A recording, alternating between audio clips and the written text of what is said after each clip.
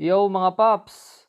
Ngayong araw tayo ay magluluto ng ating pangmalakasang kaldereta. Ngayong araw ay Christmas party ng mga kaibigan namin at katrabaho ni Kams na Pilipino din sa hospital. At syempre, alam mo naman tayong mga Pilipino kapag Pasko, piyesta talaga mga paps. Kanya-kanyang dala ng mga specialting ulam mga paps. Kaya ano pang hinihintay nyo, simulan na natin. At eto nga ang ating gagamitin sa ating kaldereta, beef ribs tapos beef loin. At eto naman yung mga gagamitin nating sangkap. Mga carrots, patatas, tapos mga capsicum. Pero eto muna ang gagawin natin. Maghihiwan muna tayo ng mga bawang, sibuyas para gagamitin nating panggisa, mga paps. Kaldereta kasi talaga yung request nila kapag may handaan. Kaya eto talaga yung pangmalakasan natin. At ayan, nahiwa ko na nga ng cubes yung karne ng baka. Kaya igigisa na natin. Nagisa na nga natin yung bawang, sibuyas, at sinunod na rin natin yung karne ng baka. At naglagay na nga rin tayo ng mga pampalasa.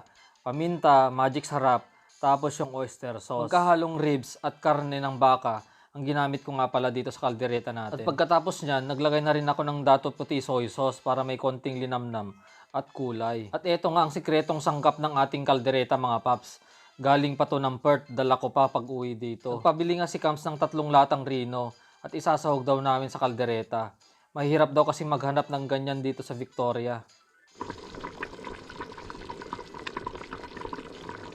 At ayan, nabalatan ko na nga rin yung isasahog nating carrots, patatas, tapos capsicum o bell pepper. At maglalagay din tayo ng coconut milk o gata para may linamnam. At pagkatapos nyan, maglalagay na tayo ng tomato ketchup para may kulay. Mga kalahating oras ko ding pinalambot yung karne kasi malit lang yung pressure cooker namin kaya dyan ko na lang sinalang. At ayan, nung malambot na yung karne, susunod nating ilagay yung patatas tapos carrots. May mga napapanood din akong nagluluto ng kaldereta piniprito pa yung patatas tapos carrots. At kapag malambot na yung patatas tapos carrots, susunod na lang nating panghuli yung bell pepper kasi madali lang namang lutuin yan. At nung naluto ko na nga yung kaldereta, pumunta na kami dun sa may Christmas party. Talaga nga namang napakahilig maglutong mga Pilipino. At ayan yung mga iba't ibang handang niluto.